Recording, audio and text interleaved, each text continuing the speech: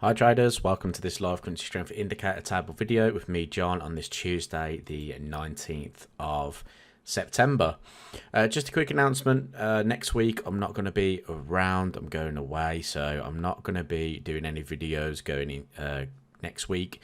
That is starting from the Monday the 25th of September to the 29th of September, so I'll be back on the 2nd of October doing videos for you guys. There will be a few updates from Charles into the Discord area with regards to the tables and things like that, so make sure that you still stick to that. But we've been taking a look at the markets this morning. Our interest is still lies in that pound. It lies in the Swiss franc as well. Pound has just been continuing that weak run. We'll talk a little bit about euro dollar as well. Still technically in, if you were still holding that position, it is still technically in. We haven't actually hit full stop losses on that, but I have closed out for a smaller loss. It just didn't do what I was expecting it to do at the time. We had euro dollar on our tables. If you have a look here, we had euro dollar on there, and that momentum pretty much left as soon as it triggered us into the trade, which is just one of those things. It happens from time to time. Now, we do also need to mention that this week is a heavy news week. If you head over to Tools Live 24/7 trading calendar on the website, you've got all this information here that you can pick through. This on the left is today's data that's coming out. On the right, we have the weekly data. Now, if we just focus on the right hand side here, you can see that we do have lots of data coming up this week. So this may be a really tricky trading week for us. We may get lots of consolidation before these key events. But what I've noticed is there's some CAD CPI coming out today. There's also a little bit of euro data as well, and then there's some Kiwi data overnight. On Wednesday is the big day, really. We've got some data out of Japan, China, the UK CPI data, some euro speeches going on, but the FOMC statement is a big one that's going to be drawing a lot of interest. We also then have some more GDP data out of New Zealand, and then Thursday we've got a Swiss National Bank decision, a Bank of England decision as well, and then we've got some stuff out of the yen. So look at that news week, it's just absolutely heavy. Even if I just dropped that down to high impact, so if you just go down, click importance, click the three balls there and click apply, look at all that data we've got coming up for the rest of this week. There's lots and lots of data coming out, so yeah, need to be a little bit cautious this week, and I think the markets are reflecting that at this current moment in time. But what we quite like at the moment is the Swiss franc. We've got Aussie Swiss here, something to look at. I like the idea that price is breaking out. We're going to have a little look at Kiwi Swiss, CAD Swiss as well. Obviously CAD Swiss was a market that we favoured going into last week, so that one performed pretty well for us. But at the moment, I'm looking at Aussie Swiss. Aussie Swiss is one to watch for us. You can see, I'm just going to jump up a couple of time frames here. I'm just going to go to the weekly time frame. Let's just get rid of a few lines up here. These aren't the lines that I'm necessarily interested in at this current moment in time. But one thing I'm going to do is I'm going to apply a trend line. We're going to go from the high here from the 23rd of January week.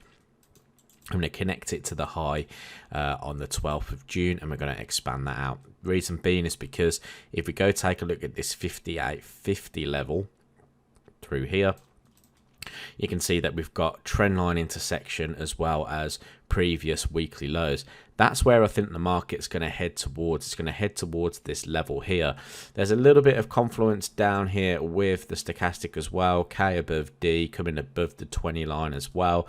Not necessarily that means that price isn't going to continue its downward trend, but if you look at this weekly, it means that we could be in that secondary phase coming into a level of resistance. So I quite like the opportunity for price to do that. If we go take a look at the 4 hour at the moment, a couple of confluences to keep in mind here.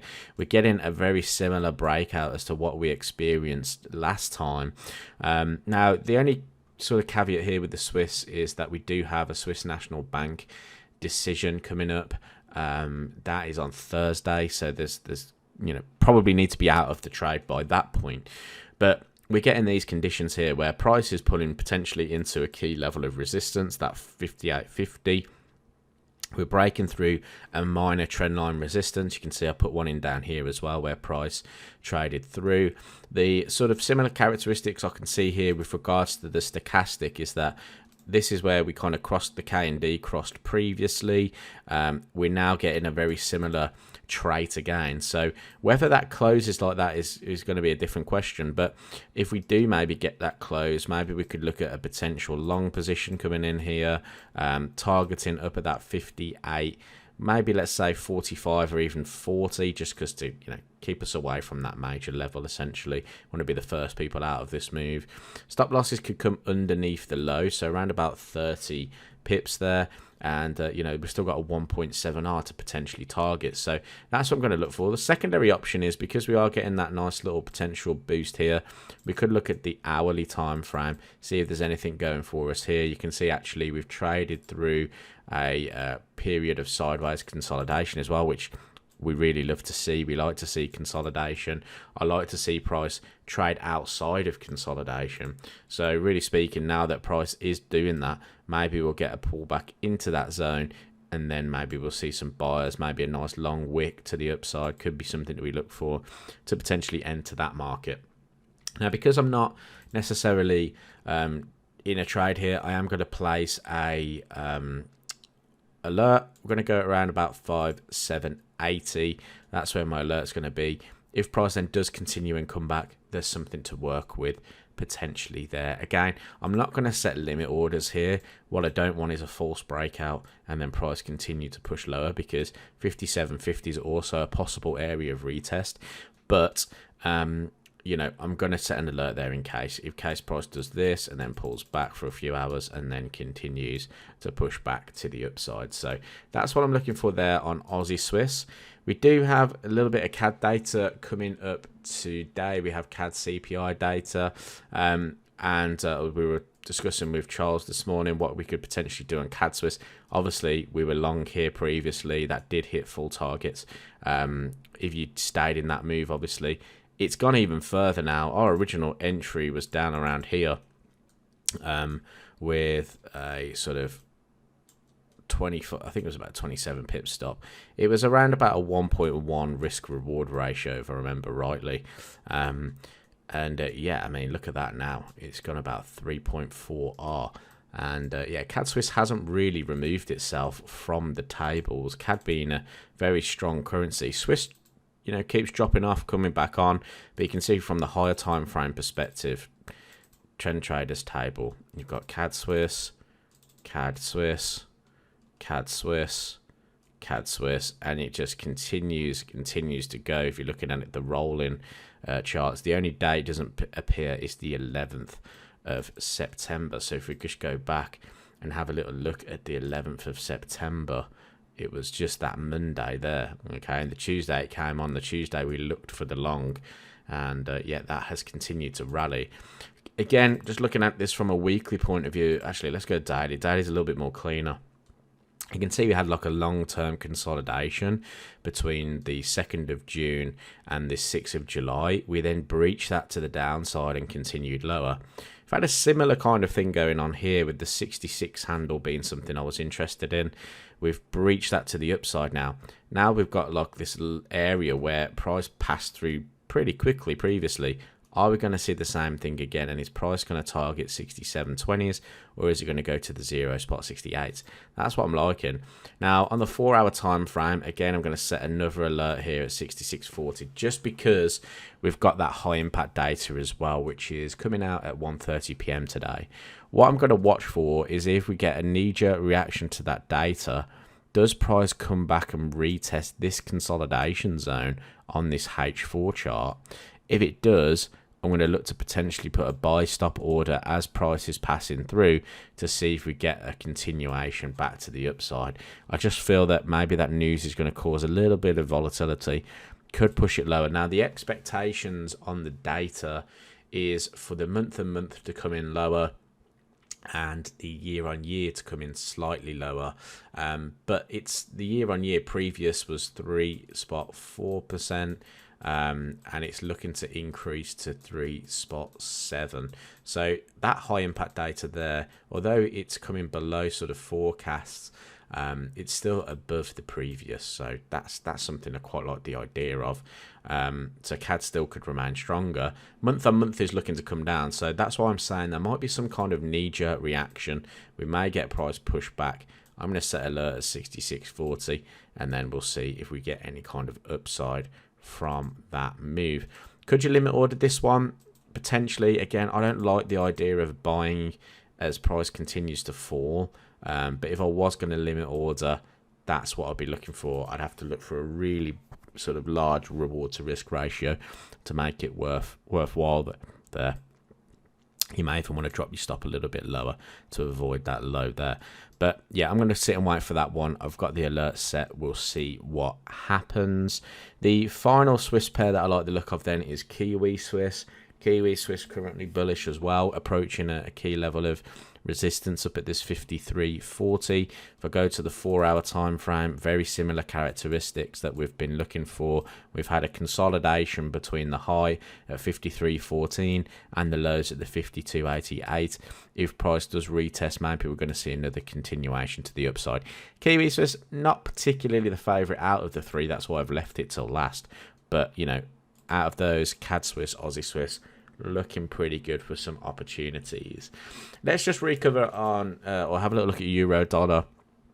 Now, oddly, I still like downside. It doesn't feature on our table, so there's nothing to really go off there. I still like downside because of the conditions we've got. We've got this nice trend line resistance running through. We're back at the 1.07 handle. That is the breaking point for me. I think if we trade above 1.07, we've got this sort of level through here, the 1.0732, that could act as resistance, or it could be targets for buyers. If it trades through that, then we've got the swing highs here at the 1.0760. So that's what I'm kind of looking at. If I was to get short again on this market, it'd have to be something pretty special. And what I mean by that is it'd have to be a false breakout here. If we got any kind of long wick to the upside, maybe even a crossover here on the stochastic on this H4 chart, okay, then I'll be very interested to see price continued back to the downside. Until that happens, though, I'm going to sit out of this market because I think it's a wise decision that we got out of this one early, to be honest, because what we had in the end was, at the time when we were looking at the trade, let's just put in a vertical line when I was looking at the position, it was looking like this. In fact, let's just replay back to that point. Now, if you look at the stochastic was pointing down, K below D. It looks like we were going to do something like this, potentially, maybe even just targeting those lows in the short term. We had a rejection of the 50 MA. We had a nice, strong engulfing candle with a rejection around that previous sort of level. So at the time, I think it, at the fact that euro was W2, I believe, and dollar was S3, I think, at the time. So we had the day traders table telling us there's something going on here. If I was to look back, the only thing I would have probably preferred is the retest of the 50 and maybe the stock above the 80. But to me, the momentum was looking like it would push to the downside. Obviously, then from there, if we just play that forward, we basically had the entry here when it kind of put us in. And then basically, as soon as we entered, it was literally as soon as we entered, price turned. We rallied right bang on as well. If I just bring in the vertical line when we got triggered, right in that sort of beginning of the US session, and then the US session just thought, nope, we're not going to continue to push euro dollar long short. We're going to push it back higher, and that's what we've had. And now we're in another period of consolidation. So very similar, consolidation break to the upside. Is that going to happen again? If we get something like this, a break higher, pullback, rejection at the 1.07, then yeah, I like that idea. But right now, it's in a bit of no man's land. We need to wait to see how it reacts. But looking back, could I have done anything differently? Maybe, maybe the sort of initial break back above the 50, we maybe could have considered not going into the market there, but then we did break back below, so I don't think we could take anything back from that. Obviously at this point here when it did break higher, that's when everything kind of removed itself from the table, so there's no longer any kind of point of looking at that anymore. So let's just see what happens. Let's see if we do get a continuation there. If we do, could be something we look for. Obviously pound's still very bearish. Pound Oz, pound Kiwi, pound CAD. Pound CAD, tried to get short pound CAD, it just hasn't pulled back into these areas that I'd like to see. It's just kept going. Pound Kiwi, on the other hand, we have broken through a key level at 2.090, but we're far away from it at the moment, so I'm not really interested in those moves. I'm going to leave it there. Thanks for watching the video update. I really hope you enjoyed it. If you did, I will speak to you soon.